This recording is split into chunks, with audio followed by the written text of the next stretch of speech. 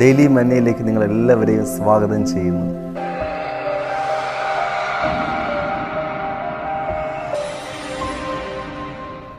നമ്മുടെ കൂട്ടുകാർ പലപ്പോഴും ചെറിയൊരു പ്രശ്നത്തിൽ പിണങ്ങുന്നവരാണ്. വളരെ വേഗത്തിൽ നമ്മെ വിട്ട് മാറിപ്പോകും. എന്നാൽ ഒരു കൂട്ടുകാരനെ ഞാൻ പരിചയപ്പെടുത്തുകയാണ്. ആ കൂട്ടുകാരൻ കർത്താവായ യേശുക്രിസ്തുവാണ്. യേശുക്രിസ്തുവിന് 12 കൂട്ടുകാരന്മാരുണ്ടായിരുന്നു. ആ കൂട്ടുകാരന്മാരിൽ നിന്നും യേശു നേരിട്ടത് വളരെ തിക്ത അനുഭവങ്ങളായിരുന്നു. യേശുവിനോട് കൂടെ നടന്ന ഒരു കൂട്ടുകാരൻ, അവൻ്റെ പേരാണ് തോമസ്.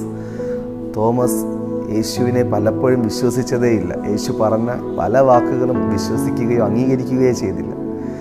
പ്രിയപ്പെട്ടവരെ, സാധാരണ നമ്മുടെ രീതിയിൽ കൂട്ടുകാർ വിശ്വസിക്കാതിരുന്നാൽ തന്നെ വേഗത്തിൽ അവരുമായിട്ട് പിണക്കമുണ്ടാകും. പക്ഷേ യേശു എന്ന നല്ല കൂട്ടുകാരൻ ആ തോമസിനെ പിണക്കിയില്ല. അവനെ വീണ്ടും ചേർത്ത് നിർത്തി തൻ്റെ കൂട്ടുകാരനായി, തൻ്റെ ഉറ്റ ചങ്ങാതിയാക്കി കൂടെ നിർത്തി. മറ്റൊരു കൂട്ടുകാരനുണ്ടായിരുന്നു പത്രോസ്. പത്രോസ് ചെയ്തത് യേശുവിനെ അറിയത്തില്ല എന്ന് സാഹചര്യം എതിരായപ്പോൾ 3 പ്രാവശ്യം ആണയോടെ പ്രാഗിക്കൊണ്ട് തള്ളിപ്പറഞ്ഞു. എന്നാൽ ആ കൂട്ടുകാരന് വേണ്ടിയും യേശു വീണ്ടും കടന്നു വരികയും പത്രോസിനെ തൻ്റെ അരികിൽ ചേർക്കുകയൊക്കെ ചെയ്തു. പത്രോസിനെ യേശു സ്നേഹിച്ചു. പ്രിയപ്പെട്ടവരെ, മറ്റൊരു കൂട്ടുകാരനുണ്ടായിരുന്നു യൂദ.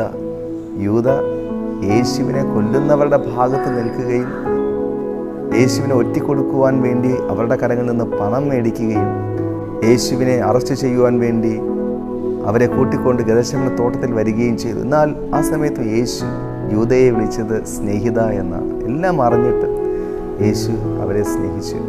ബൈബിൾ പറയുന്നത് ഇങ്ങനെയാണ്: ലോകത്തിൽ തനിക്കുള്ളവരെ യേശു അവസാനത്തോടെ സ്നേഹിച്ചു. എന്നെ കേൾക്കുന്ന പ്രിയ സഹോദരനെ, സഹോദരിയെ, നിങ്ങളെ യേശു സ്നേഹിക്കുന്നു. ഈ ലോകത്തിൽ പല കൂട്ടുകാർ നമുക്കുണ്ടായിരിക്കും. അവരൊക്കെ നമ്മളെ വിട്ടുപോകും. അവരൊന്നും നമ്മുടെ കൂടെ ഇരിക്കത്തില്ല. ചെറിയൊരു കാര്യം മതി, അവർ പെട്ടെന്ന് അകന്നു പോകും. മനുഷ്യരുടെ ഒരു പ്രത്യേകതയുണ്ട്, അറിയുന്തോറും മനുഷ്യർ അകന്നു പോകും. പക്ഷേ യേശുവിനൊരു പ്രത്യേകതയുണ്ട്, അവിടെ നമ്മൾ അറിയുന്തോറും നമ്മുടെ അടുത്ത് വരുന്ന നല്ല കർത്താവാണ്. നമ്മിലെ പിണക്കങ്ങൾ, നമ്മിലെ ചെറിയ പ്രശ്നങ്ങൾ, ഇതൊന്നും കണക്കിടാതെ നമ്മളെ സ്നേഹിച്ച് തൻ്റെ ഒപ്പം ചേർത്ത് നിർത്തുന്ന നല്ല സ്നേഹിതനാണ്. ജീവിതത്തിൻ്റെ ഏതൊരു സാഹചര്യത്തിലും നമ്മുടെ കൂടെ നിൽക്കും. എപ്പോഴും ചങ്കായി നമ്മുടെ കൂടെ കാണും. അതെ, ഈ കൂട്ടുകാരനെ നിങ്ങൾ കൂട്ടുകാരനാക്കിയിട്ടുണ്ടോ?